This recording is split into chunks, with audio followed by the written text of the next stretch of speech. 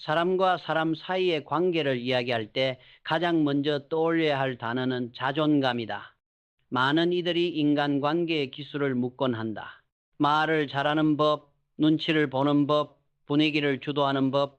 하지만 이 모든 것은 한 가지 전제를 간과한다. 바로 누구나 자신이 중요하다고 느끼고 싶어 한다는 사실이다. 이 단순한 진실이 모든 인간 행동의 중심에 있다. 우리는 누군가에게 존중받지 못한다고 느끼면 곧바로 방어적으로 변하고 심지어 때론 공격적으로까지 변한다. 대접받지 못한다는 감정은 본능적인 생존 위협처럼 뇌를 자극하기 때문이다. 나는 예전에 한 남자의 이야기를 들은 적이 있다. 그는 한 여인과 대화를 나누던 중 그녀가 멍하니 딴 생각을 하며 잔을 집어드는 모습을 보았다. 그 순간 그는 자신이 무시당했다고 느꼈고 그 감정이 분노로 번져 극단적인 행동을 저질러 버렸다. 결과는 끔찍했다. 이 이야기가 다소 과장처럼 들릴지 몰라도 상처 입은 자존감이 사람을 이토록 비이성적이고 파괴적인 행동으로 내몰 수 있다는 사실을 단적으로 보여준다. 또 다른 사례도 있다. 어느 16세 소년이 편의점 직원이 자신의 외모를 놀렸다는 이유만으로 친구들을 끌어와 소란을 피운 사건이었다. 그는 단지 자신이 중요하다는 감각을 되찾고 싶었던 것이다. 그 어떤 논리나 이성도 자존감이 무너진 순간에는 무력해진다. 이렇듯 자존감은 모든 인간 행동의 원천적인 동기다. 인정받고 싶은 욕구가 좌절될 때 사람들은 쉽게 짜증을 내고 화를 내며 통제할 수 없는 행동으로 나아가기도 한다. 문제는 우리는 자주 이 사실을 잊고 상대를 몰아세우거나 무심하게 대한다는 점이다. 하지만 한번 무너진 자존감은 복구하기 어렵다. 그래서 나는 한 가지 황금률을 항상 마음에 새기고 있다. 절대 다른 사람의 자존감을 해치지 마라. 이것은 인간관계의 가장 기본적이면서도 가장 강력한 법칙이다. 내가 실수로나 고의로 누군가의 존엄성을 짓밟는다면 나는 반드시 저항 혹은 보복에 직면하게 될 것이다. 관계의 균열은 대개 이 작은 순간에서 시작된다.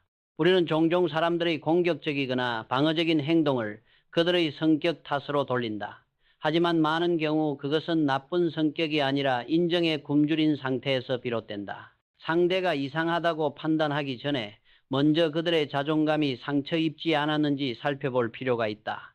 특히 리더나 부모 혹은 사업가와 같은 위치에 있는 사람일수록 이 감각을 민감하게 유지해야 한다. 왜냐하면 나 하나의 무심한 말이 누군가의 마음을 꺾고 팀 전체의 사기를 무너뜨릴 수 있기 때문이다. 결국 자존감을 지켜주는 것이 곧 인간관계를 지켜주는 일이다. 자존감을 이해한다는 것은 단순한 심리 지식이 아니다. 그것은 내가 누구와도 원만한 관계를 맺을 수 있는 출발점이다. 다른 모든 인간관계 기술들은 이 토대 위에서만 제대로 작동한다. 아무리 뛰어난 말솜씨와 협상술을 지녔다 해도 상대의 마음속 깊은 곳에 있는 인정받고 싶다는 갈망을 무시한다면 그 모든 기술은 헛수고가 된다. 관계는 기술이 아니라 감정으로 움직인다. 그리고 그 감정의 핵심에는 항상 자존감이 있다. 이것을 이해하지 못한 채 쌓는 관계는 모래 위에 지은 집과 같다. 견고해 보이지만 한순간에 무너진다. 자존감을 이해했다면 이제는 그것을 키워주는 방법을 배워야 한다. 나는 인간관계에서 가장 빠르고 강력한 무기가 칭찬과 인정이라고 믿는다. 까다로운 사람과의 관계를 풀어본 적이 있는가? 논리와 이성으로 설득하려 해도 그들은 꿈쩍하지 않는다. 하지만 단 한마디 진심 어린 칭찬은 마법처럼 그들의 경계를 무너뜨린다. 사람은 논리가 아니라 감정으로 움직이기 때문이다. 그 감정의 근원은 바로 내가 중요하다는 확신이다. 나는 매일 아침 스스로에게 하나의 미션을 준다. 오늘 5명에게 진심으로 칭찬하자. 동료의 깔끔한 보고서를 언급하거나 친구의 새로운 헤어스타일을 칭찬하거나 가족의 작은 배려에 감사를 표하는 것처럼 사소한 것들이다.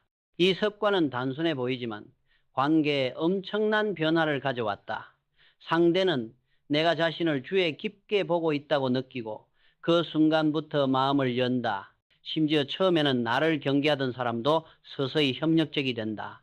이는 마치 배고픈 개에게 먹이를 주면 으르렁거리던 소리가 사라지고 꼬리를 흔드는 것과 비슷하다.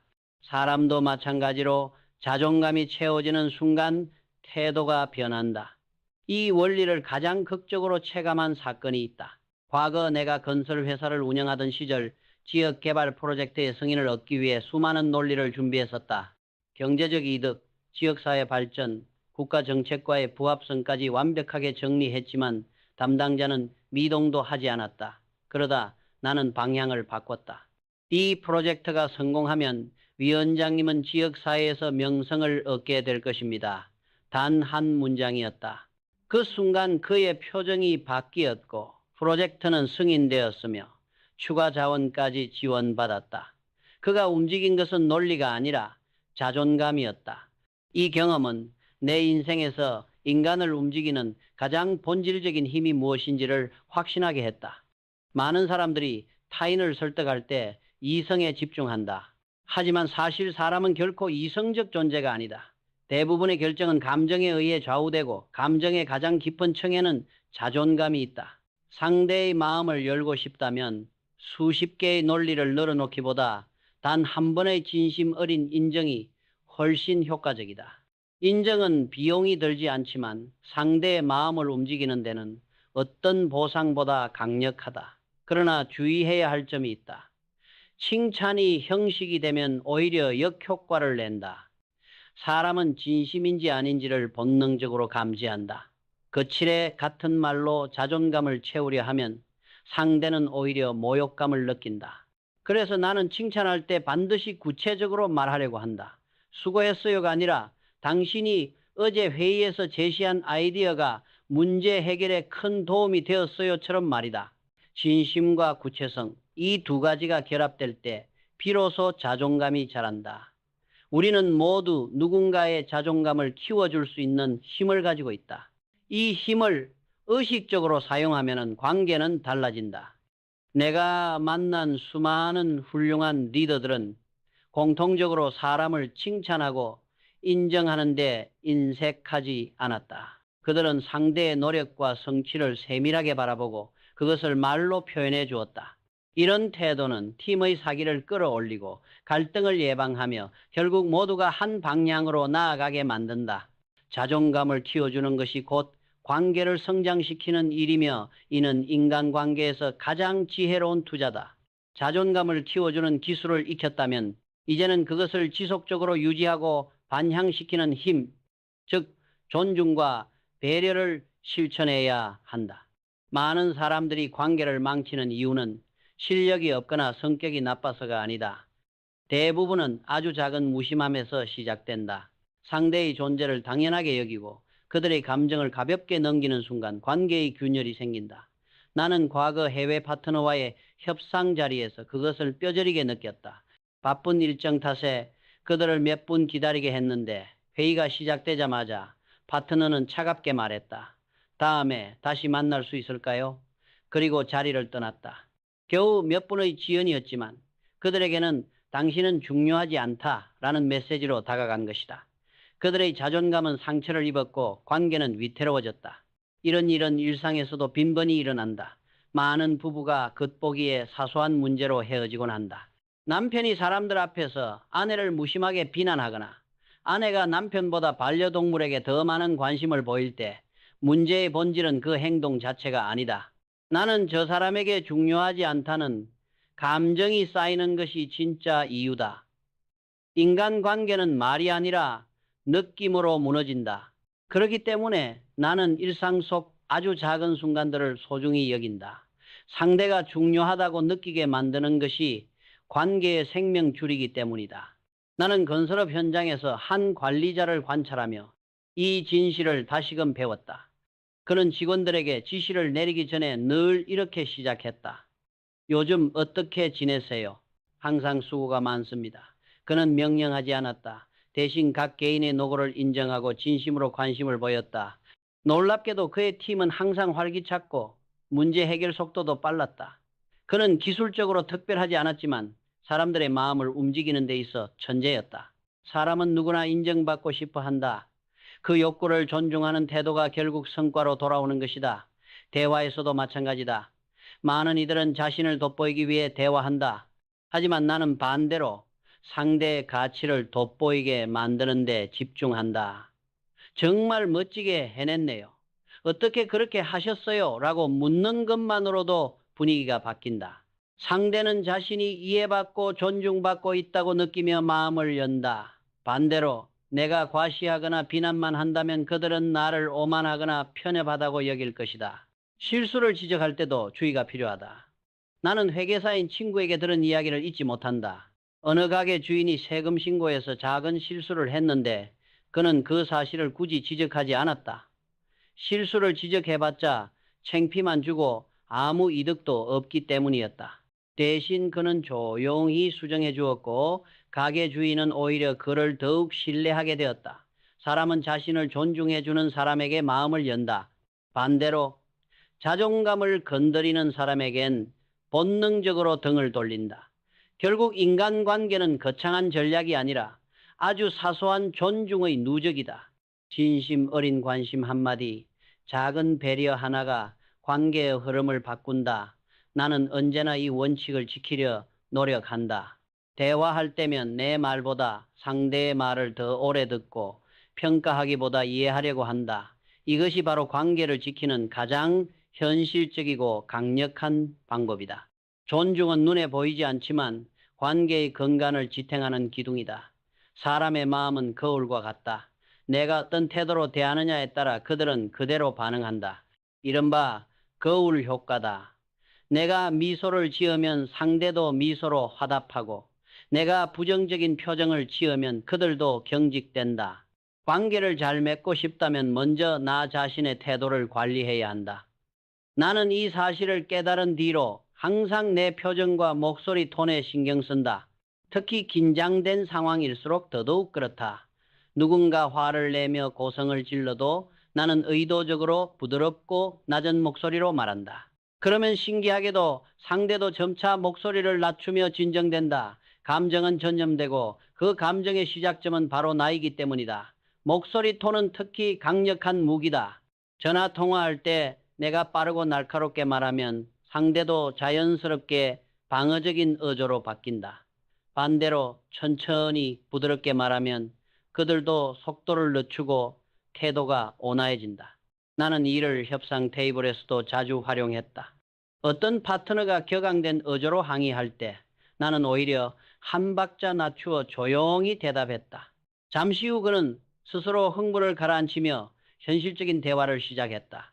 많은 사람들이 설득력을 높이기 위해 목소리를 키우지만 진정한 설득력은 오히려 낮은 톤과 침착함에서 나온다. 내가 감정을 통제하는 모습은 상대에게 이 사람은 믿을 수 있다는 신호로 작용한다. 이런 태도의 힘을 가장 극적으로 보여주는 것이 바로 자신감이다. 자신감은 감정 중에서도 가장 강력하게 전염된다. 나는 한 역사적 지도자의 이야기를 기억한다. 그는 반대하는 군중 앞에서 결코 물러서지 않았다. 도망치거나 변명하지 않고 그저 당당히 그 자리에 서 있었다. 마치 나를 믿으라라고 눈빛으로 말하는 듯했다. 그 확고한 태도는 결국 사람들의 분노를 누그러뜨리고 지지를 이끌어냈다. 이처럼 자신감은 논리나 말보다 훨씬 빠르게 사람들의 마음을 바꾼다. 실제로 수많은 위대한 사업가들도 처음에는 아무것도 없었다. 그들에게 있었던 유일한 자산은 타오르는 자신감뿐이었다. 나는 호텔 체인 창업자나 자동차 회사 창립자들의 초기 이야기를 읽으며 공통점을 발견했다. 모두가 실패의 공포를 안고 있었지만 그들은 나는 할 수 있다는 확신으로 행동했다. 그 확신이 주변 사람들을 끌어들이고 자원을 움직이게 만들었다. 나 역시 초창기 사업을 시작할 때 실패하지 않을 것이라는 태도로 행동했다. 그러자 사람들은 나를 신뢰했고 기꺼이 나를 돕기 시작했다. 자신감은 말보다 행동에서 드러난다. 내가 걷는 방식, 악수하는 방식, 눈을 바라보는 시선, 목소리의 울림까지 모두가 신뢰의 신호가 된다.